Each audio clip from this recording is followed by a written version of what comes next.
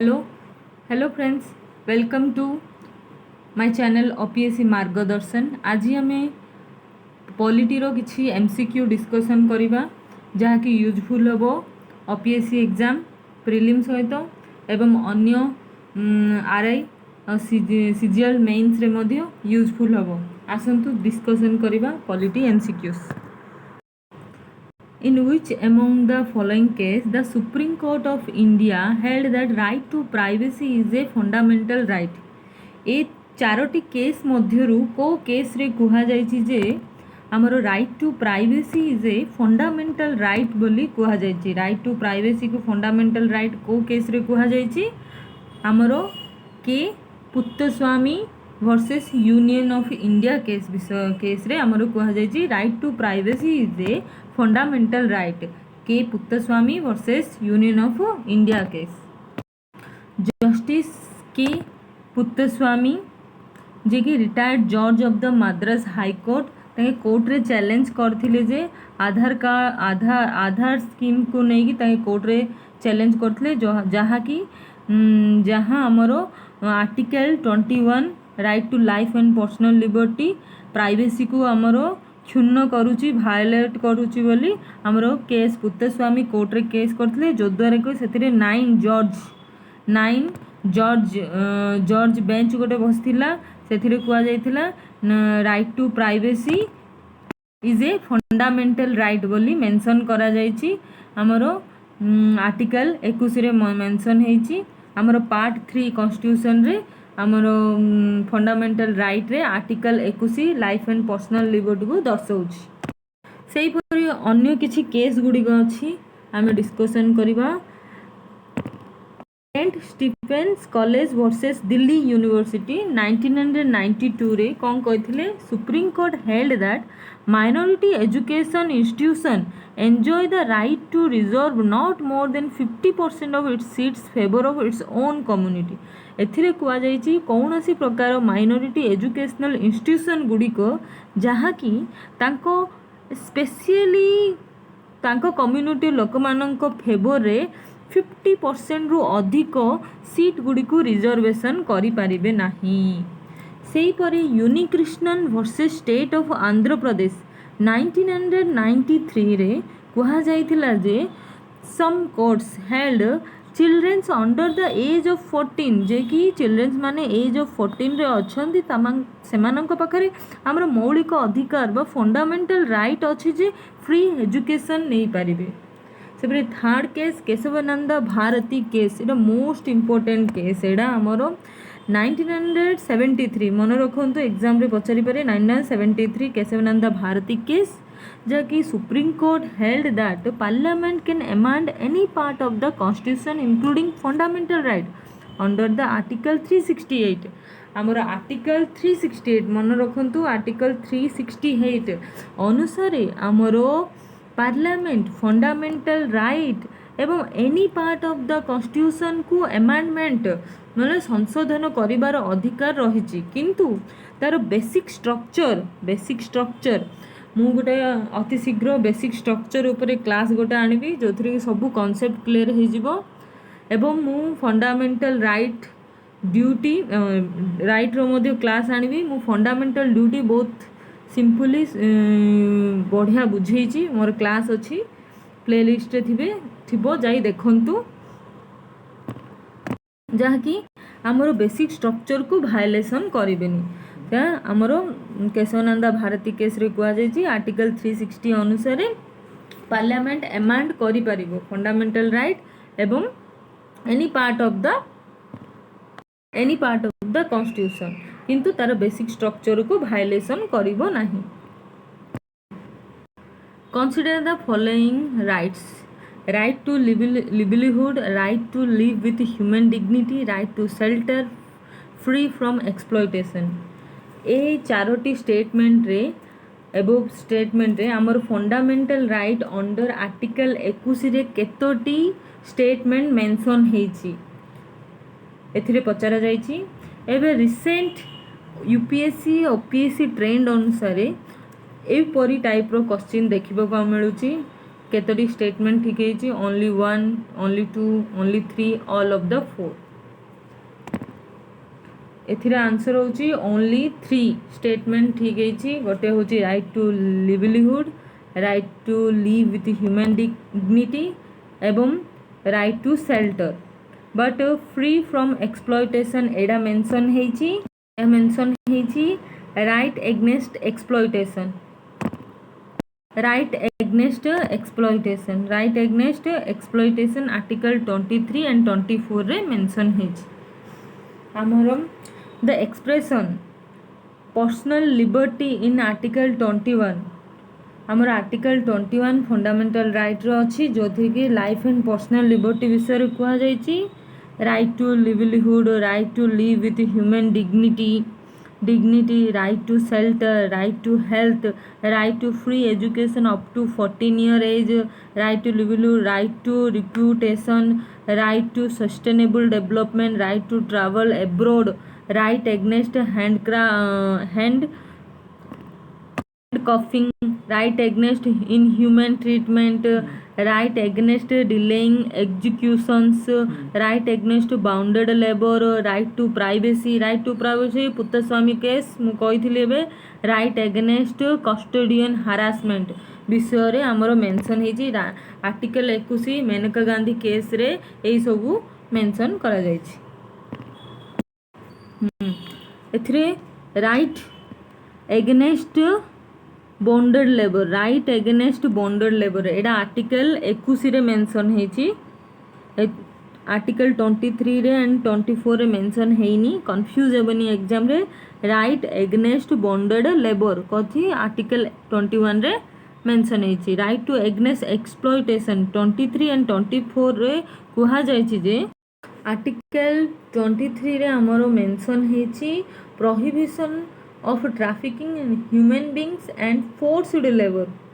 हमरो एथिरे कुहा जायछि फोर्स्ड लेबर विषय कुहा जायछि जेडा prohibition of trafficking in human beings and forced labour रे ट्रैफिकिंग करा जिवनी बोली कुहा जायछि। सेपरि आर्टिकल 24 रे हमरो कुहा जायछि prohibition of employment of childrens below the age of 14 years. हमरो बिलो द 14 इयर्स चिल्ड्रन्स माननको फैक्ट्री आ माइन माने अदर हाजार्डस रे एक्टिविटी रे सेमान कंस्ट्रक्शन काम रे सेमाननको एम्प्लॉयमेंट दिया जिबार मना करा जायछि। आर्टिकल 21, आर्टिकल 21 एटा fundamental right mention including part 3 रे अछि जहां हमरो available for all citizens and also non citizens माननको विषय रे कहा जायछि। Supreme court describe the right as the heart of the fundamental rights. हम सुप्रीम कोर्ट कहथिले जे राइट होची हमरो फंडामेंटल राइट रो जो आर्टिकल 21 होची गोटे हार्ट बोली मेंशन करथिले। According to the justice Bhagwati को अनुसार आर्टिकल 21 होची embodied a constitutional value of supreme importance in a democratic society. Democratic society रे आरो मोस्ट इम्पोर्टेंट अछि आर्टिकल 21 रो कह जायछि। आर्टिकल 21 जा 21 सिक्योर टू राइट्स गोटे होची right to life and right to personal liberty को करूची। Article 21 can not be suspend during the emergency समय रे आर्टिकल 21 को सस्पेंड करा जाए नहीं। राइट टू मेडिकल केयर नेबा, राइट टू फूड खाइबा, right to livelihood, right to privacy हमरो Puttaswamy case, right to shelter, right to education, right to health and environment सबू आर्टिकल 21 रे मेनका गांधी केस अनुसार इंक्लूड है। Which fundamental right is violated if the government decided not to promote an officer of the armed force for being a human? माने ए भितर कह जायछि गोटे fundamental right violation होची जदि गवर्नमेंट प्रमोट करिलेनी आर्मी फोर्स रे गोटे वुमेन ऑफिसर को न प्रमोट करिले बिना प्रमोट करने द्वारा को माने फंडामेंटल राइट वायलेशन होची बोली कह जायछि जहा कि हमरो राइट टू इक्वालिटी वायलेशन होची। Article 14 provided the state shall not deny to any person equal before the law, equal protection of law within the territory of India. आमर इक्वालिटी बिफोर लॉ आमर equality before law आमर Britain रो origin है equal protection law US रू origin है so denied the promote of women officer against the rule of law which can be violate the right to equality under the article 14 अनुसार आम right to equality को violation हो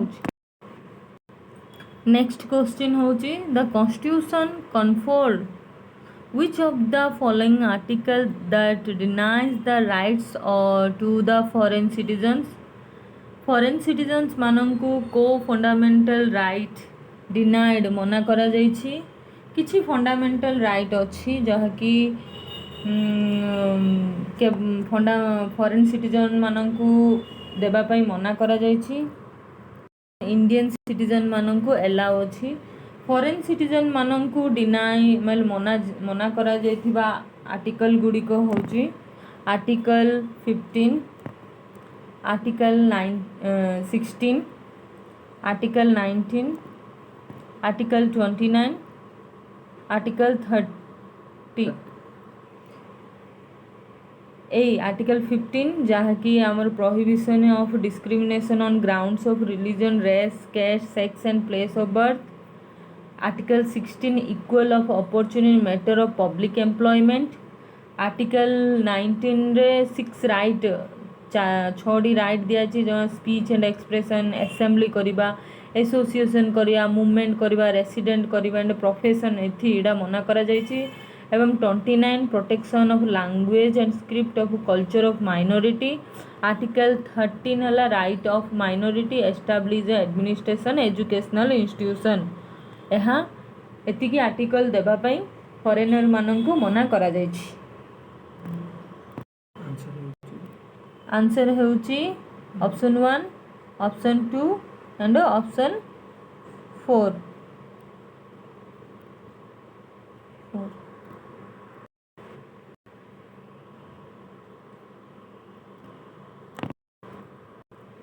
Consider the following rights of the Indian Constitution.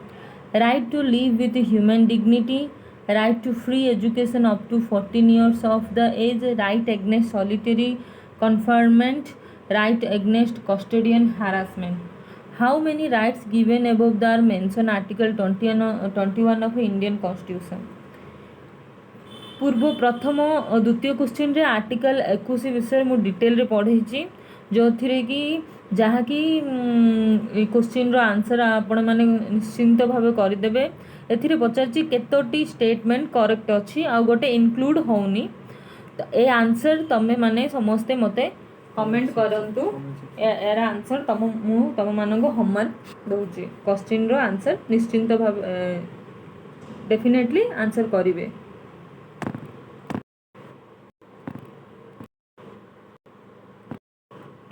Prohibition can be issued against Election Commission of India. Prohibition विषय रे आमे जानिबा ए ऊपर Charoti statement रे केतोटी statement correct अछि बोली पचारि छी हमर प्रथमे प्रोहिबिशन माने टू फॉरबिड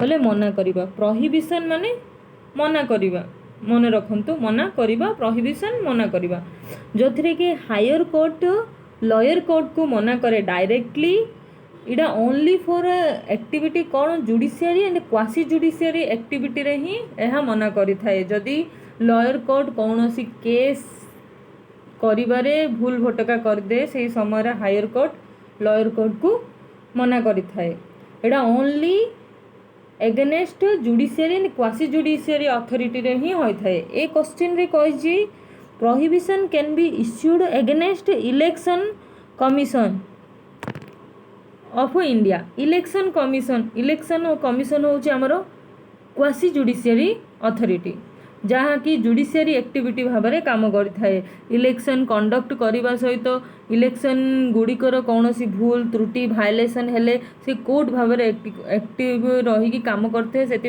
इलेक्शन कमिशन आमर क्वासी जुडिशियरी अथॉरिटी रे जाउची बॉडी रे जाउची सेतिपई prohibition can be issued against election commission of India ए स्टेटमेंट करेक्ट अच्छी बट जदि प्रोहिबिशन देई थांदा administration authority legislative bodies and private individual दे थांदा बोले रॉन्ग हे थांदा कारण एटा नॉट अवेलेबल एटा प्रोहिबिशन केवल जुडिशियरी क्षेत्र ही कार्यकारी हुए एडमिनिस्ट्रेशन क्षेत्र रे लेजिस्लेटिव क्षेत्र रे प्राइवेट क्षेत्र रे यह कार्यकारी करे नहीं केवल जुडिशियरी क्षेत्र ही एवं क्वासी जुडिशियरी और क्वासी जुडिशियरी क्षेत्र रे mandamus cannot be issued against the chief justice of high court cannot be issued against the chief justice of high court acting in judiciary capacity. Mandamus means we command. Mandamus means we command. mandamus direct activity एथिरे कहा जायछि जे court public officials जे public official माने अछंती सेमाने जदि duty perfectly काम कलेनी तांके performance कलेनी सेही समय रे तांको विरुद्ध रे हमरो mandamus इश्यू करा जाए mandamus ओनली काहू ऑफिशियल ड्यूटीज माने जदि काम करलेनी पब्लिक ऑफिशियल मानक विरुद्ध रे करा जाई थाए बट एहा can not be issued the against the president और गवर्नर एहा प्रेसिडेंट आ गवर्नर एवं chief justice of high court acting in judicial capacity जे कि जुडिशियरी कैपेसिटी भाव में एक्टिंग करचंती आमर high court judiciary capacity chief justice तांको विरुद्ध रे एहा कार्यकारी हुए नहीं केवल पब्लिक ऑफिशियलिंग को विरुद्ध रे ही ताके कार्य जदि परफॉर्मेंस न कले विरुद्ध रे डायरेक्ट एक्शन निया जाए mandamus through certiorari is issued on grounds of excess of jurisdiction jar meaning so to be certified or informed to be certified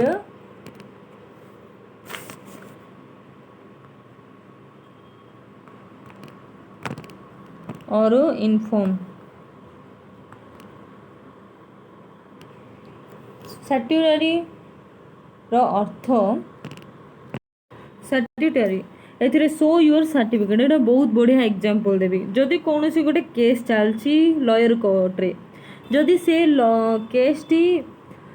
से केस रे जो डिसीजन जो लॉयर कोर्ट देले तांको जुडिडिक्शन बाहर रे दे स्टेटमेंट दे देले जा द्वारा कि हायर कोर्ट लॉयर कोर्ट को कहबो जे जो जजमेंट देइचंदी से केस रो सर्टिफिकेट को शो करंतु से केस रो जजमेंट केते दूर ठीक अछि आ केते दूर रॉन्ग अछि बुझिया पई ताको सेटिटरी कह जाय एथिरे आर अर्थ होछि शो योर सर्टिफिकेट्स बोले हम प्रूफ देखेबा हमर सर्टिफिकेट्स देखेबा एटा केवल only judiciary and quasi judiciary क्षेत्र ही लागू होय थाए जुडिशियरी आ क्वासी जुडिशियरी क्षेत्र रे ही यह लागू होय थाए 4 नंबर ऑप्शन जीवा क्वा warrant can not be issued in case of minister office और प्राइवेट ऑफिस ए स्टेटमेंट ठीक अच्छी वारंट बुझिया what by what authority by what authority रथी और वारंटी एथिरे कह जाए वारंटी गोटे पर्सन पब्लिक ऑफिस रे अच्छी से केते लीगलिटी भाव रे अच्छी जानिबा पई एहा को यूज करा जाए फॉर एग्जांपल गोटे पर्सन रो रिटायरमेंट एज हेउची फॉर एग्जांपल गोटे पर्सन इलीगली कौन से पब्लिक ऑफिस रे प्रेजेंट अच्छी ता विरुद्ध रे यहाँ करा जाई थाए। एटा केवल पब्लिक ऑफिशियल विरुद्ध कह जाए। एटा can not issued minister office and private office विरुद्ध रे यहाँ करा जाए नहीं।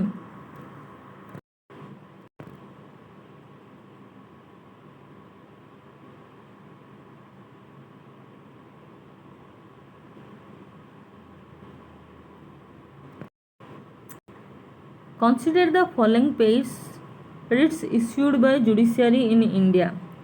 এই क्वेश्चंस आपणक मानक पई मु देछि। मु जहाँ habeas corpus mandamus prohibition quadrant secretary एबे पढ़ेली। यह कमेंट मते करिवे आउ कलम रे सजेई मते कमेंट करिवे। नेक्स्ट क्वेश्चन जीवा। Which of the following statement are mentioned in the Indian Constitution under the promote international peace and security, जहाँ की part of the DPSP Directive Principle of State Policy रे कुआ जायछि। Option 1 promote international peace and security, maintain justice and honorable relationship between the nation, तापर foster respect for international law and treaty obligation in the dealing of organized people with one another, encourage the settlement of international dispute by arbitrator। यही सबू जाक 1 2 3 4 सबू option correct अच्छी। सबू विषय रे हमरो डीपीएसपी रे मेंशन करा जायछि। हमरो डीपीएसपी विषय रे किछि जानिबा। Directive principle of state policy DI shortcut trick है डीआई आयरलैंड रु बोरोड करा जायछि। सैप्रू कमिटी 1945 रे सजेस्ट करला जे हमर 2 कैटेगरी ऑफ इंडिविजुअल राइट अछि, जहाँ कि जस्टिसेबल न्याय मिली पारिबो, जहाँ कि नॉन जस्टिसेबल न्याय मिली पारिबोनी। हमर जस्टिसेबल होछि फंडामेंटल राइट एवं नॉन जस्टिसेबल होछि हमर DPSP. Justiciable rights known as fundamental rights, non justiciable होछि डीपीएसपी। जहाँ कॉन्सेप्ट डीपीएसपी हमर आयरिश कॉन्स्टिट्यूशन बा आयरलैंड रु अणा जायछि डीआई। पार्ट 4 36 रु 51 पर्यंत मेंशन अछि। एन्श्योरिंग सोशियो इकोनॉमिक हमर डीपीएसपी अति जल्दी मु डीपीएसपी क्लास आनी डीपीएसपी डीपीएसपी रो क्लास आनीबी बहुत ट्रिकी वाइज रे पढ़ेबी। DPSP socio economic and democratic को बुझा जाउची।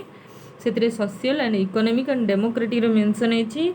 दे are instrument of instruction which enumerated government of Indian act 1935। एटा मोस्ट इंपोर्टेंट क्वेश्चन एग्जाम रे पचारि पारे। गवर्नमेंट ऑफ इंडियन एक्ट 1935 रे हम डीपीएसपी कोन कुआ जायछि instrument of instruction, instrument of instruction बोली कुआ जायछि। DPSP are not legally enforceable by the court for their violence. The concept behind the DPSP to create welfare state. DPSP करिवार मुख्य उद्देश्य होछि वेलफेयर स्टेट बनेबा, जहाँ कि कटेज इंडस्ट्री विषय विलेज पंचायत विषय ग्राउंड बा ग्रास रूट लेवल रो वेलफेयर विषय हमरो डीपीएसपी रे मेंशन करा जायछि।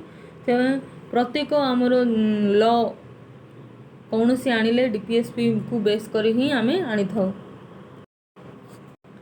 नेक्स्ट क्वेश्चन जीवा। Which of the following are true about the fundamental duty mention in the constitution. Fundamental duty रो क्लास अच्छी मोर देखंतु बहुत बढ़िया पढ़ी with different type of trick. बहुत ट्रिक अच्छी से सुई बदमाश आउ बहुत गुड़े ट्रिक माध्यम पढ़ी। बहुत इंटरेस्टिंग सेसनटा देखंतु निश्चित भाव में। ये क्वेश्चन चलो करिबा। The duty are justiciable in nature. Fundamental duty justiciable की एबे किछि समय आगे कहली। Fundamental duty are non justiciable to protect the सुई मु कहली ट्रिक सुई सुई सुई sovereignty unity and integrity protect यह करुछि करेक्ट। थर्ड होची the origin of the constitution did not provide the fundamental duty of citizen added later. सतरे ऑरिजिन ऑफ कॉन्स्टिट्यूशन रे फंडामेंटल ड्यूटी मेंशन नाही नथिला।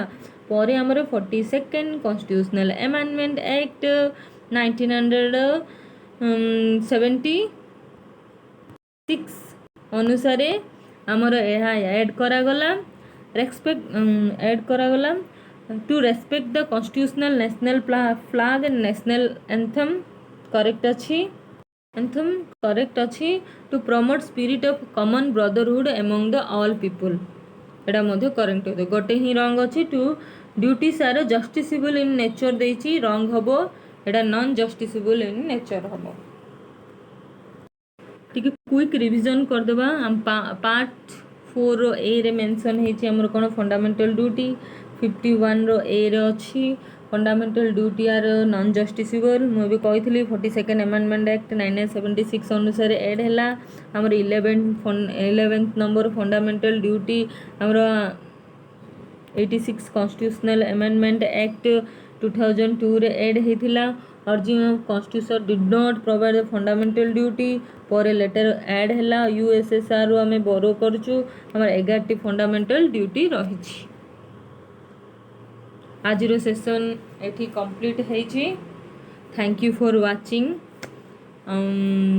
लाइक करंतु शेयर करंतु सब्सक्राइब करंतु एवं मोर प्राइम मिनिस्टर आ वाइस प्रेसिडेंट चीफ मिनिस्टर एवं फंडामेंटल राइट बहुत गुड़े पॉलिटी रो क्लास अच्छी देखंतु क्लास भल लगिले और एपरी बहुत गुड़े क्लास आसीबा पई मते मेसेज करंतु thank you for watching fundamental duty अच्छी राइट अति जल्दी मु करिवि।